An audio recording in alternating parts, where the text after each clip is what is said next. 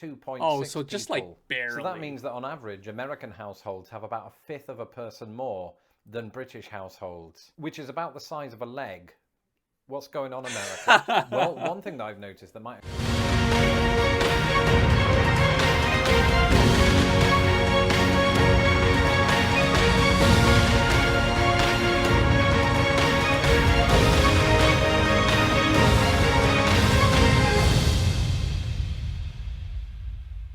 What's up guys, John back with another reaction video, and today we are going to react to 5 ways British and American families are very different. Now if you guys didn't know, so I am from Hawaii, 808 represent, and so obviously I'm American. But this is very interesting. I just found out this channel called Lost in the Pond, and this guy is very interesting because he compares British culture to American culture. And since I live in Korea, I love learning about new cultures and comparing it to my own. So I grew up in the US, obviously, so coming to Korea and living here is a totally new experience. You kind of learn to appreciate like where you're from when you move to a different country. So this guy is British, but he moved to, I think, like Illinois or Chicago or something like that. Um, so it's a lot different. You know, I've been to Chicago. So and I've been to London too. So there's a lot of differences there, and I love talking about and also like listening to what other people have to say about, you know, each other's cultures. So let's get into this. I'm super excited to find out what he has to say. All right, here is this guy. I don't know his name, but he's super funny sometimes, and it's very interesting to watch. Let's get into it. Back up the truck, right? America has a bigger population. It has more households in general, so this makes sense. Yeah.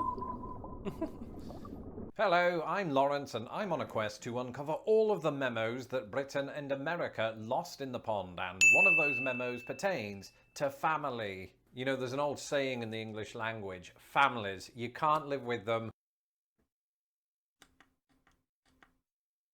And there are studies to back me up on that. But as I discussed recently with patrons on my secret stream, there are various nuanced differences between how family life plays out in Britain and America. And as I said to my patrons last Friday, I've experienced the best and the worst of both sides of the coin. And so today, at the risk of alienating everyone in my families, I'm going to lay out some of my observations. Here are 5 ways that British and American families are very different.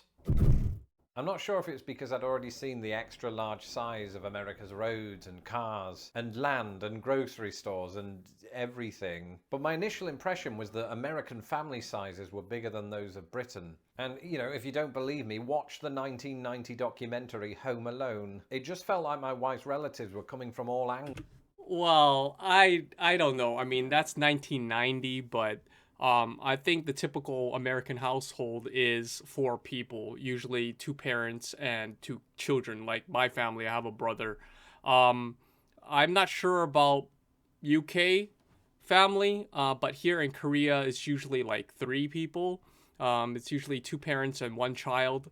Normally, the government does give incentive. The more kids you have, they'll give you some bonus money for each child that you do have. This is only for Korea, but I'm not exactly sure about England or UK. So let me know down in the comments if anyone from UK, is this true?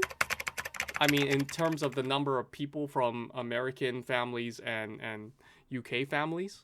You know, not in attack formation, it's not the 18th century, but their great numbers instilled in me this kind of belief that American households were on average made up of more people than your British equivalents. But was there any truth to this matter? It's not that British families don't have multiple children. I myself have 2 siblings. Well, it turns out there is no ignoring the facts. Over the last 10 years, the average number of person per UK household was between 2.3 and 2.4. Oh, in wow. that same time period, the average number of people in an American household has roughly floated between 2.5 and 2.6 Oh, so just like people. barely. So that means that on average, American households have about a fifth of a person more than British households, which is about the size of a leg.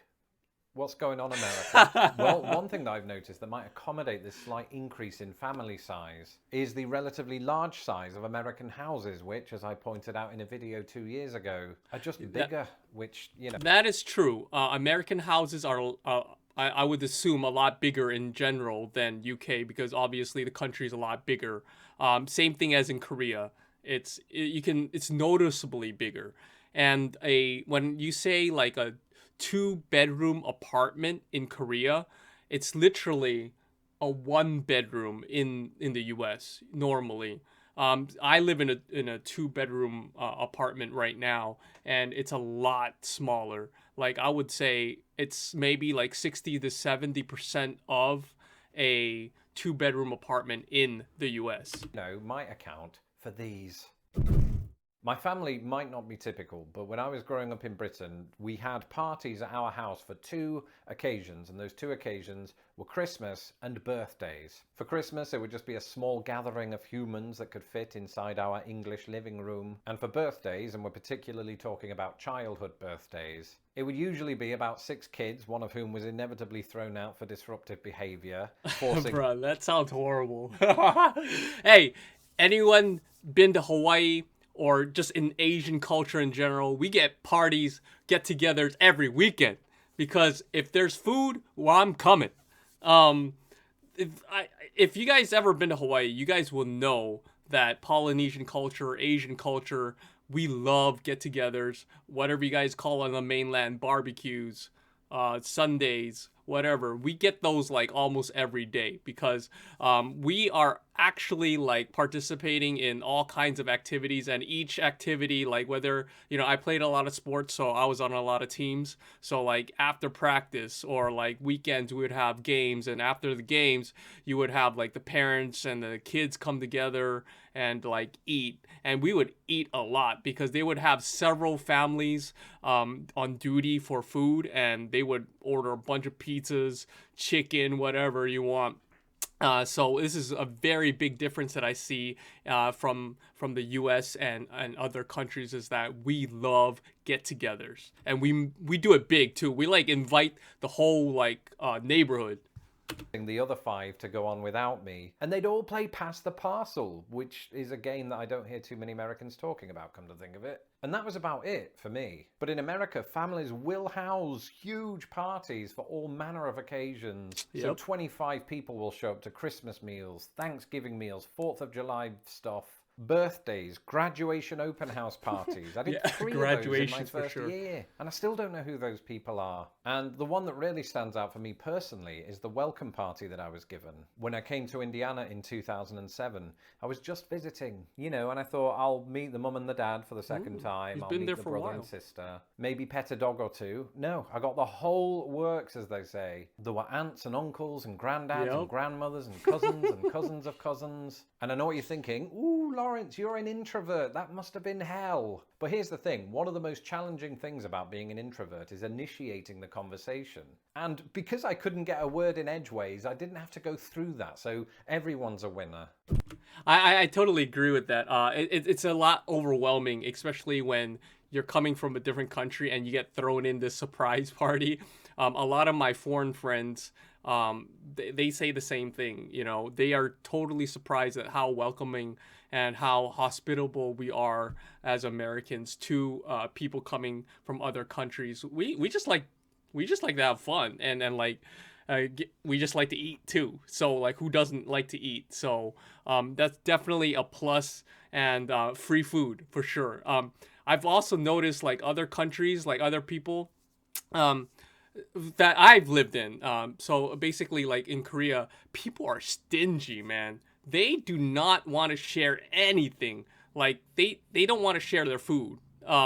Like, or unless it's like you know, like an office or someone, you know, like a church event or something like that. But American people is totally different. You guys know what I'm talking about. You will, if someone's walking by in the park and looking at your food and they comment on it, you'll often like give them a plate or offer them something, right? Like my dad even offers the mailman like a drink every day, just because he you know, he drops off our mail. So I mean, like something like that, so simple, like I've noticed a totally different type of culture when I moved in to Korea. So let me know what you guys do and your family. Are you guys like that as well?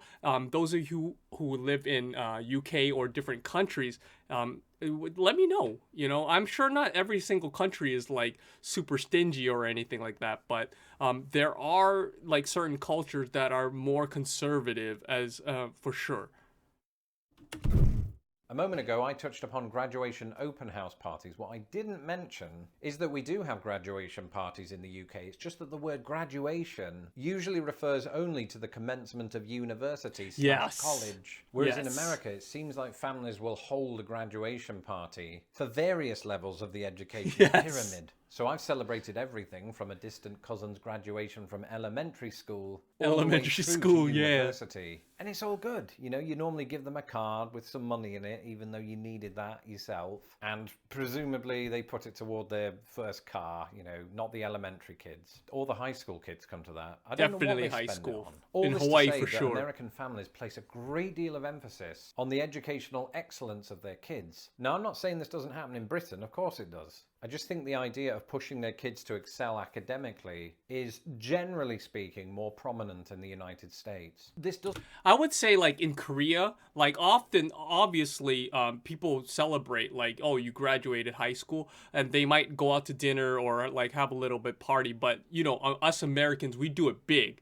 Like we have like senior nights, graduation nights where we rented out Dave and Buster's, and we like spent all night with the whole class, you know, playing games at Dave and Buster, free food, or you know, obviously it's included or paid for by the school, but like stuff like that, stuff like pep rallies, you know, that's something that's not really common in other countries. I found out, and I thought that was like super, you know, everywhere in the world, but it's not. It's it used to totally a U.S. thing because it's around school spirit and sports. These two things go hand in hand, whereas in other countries they stress just like education. You know what I mean? They're not as proud of their schools as much as American people are. So I think that that's very interesting. Doesn't just apply to grades, it's things like extracurricular activities. Mhm. It seems like it's a really big thing here Yep. for kids to be on a sports team or to be in band or to do, what was it called? Yes, colour guard. That's where you throw the sticks and the flags in the air and you catch them in ways that I can't even comprehend. And American families are super supportive of this. You know, many of them will go and watch their kids perform, and Yeah. I've even been to a few myself. And what can you say at the end of such an event? Oh, your flag throwing skills were really impressive, presumably. I mean, I don't know the rules. Flag The point throwing is, whether we're skills. talking about football or marching band or honour society, it seems to me that a kid's extracurricular activities play a larger role in the dynamics of an American family as opposed to a British one. I sort of hate this bit because I don't have any data to back it up. It's just all feeling. So instead, let's talk about something for which I do have some numbers. One of my patrons, Jeff, asked me about multi-generational households. What's a multi-generational household, Lawrence? Well, typically speaking, it's a household in which 3 or more generations of family members live together.